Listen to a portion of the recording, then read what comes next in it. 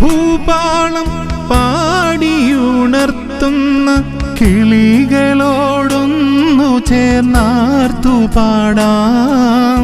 പുഴയുടെ സംഗീതം ചിറകേറ്റിയെത്തുന്ന കുളിർക്കാറ്റിലലിഞ്ഞു ഞാൻ പാടാം. തിരുനാമ കീർത്തനം പാടുവാനല്ലെങ്കിൽ നാവെനിക്കെന്തിനു നാഥാ?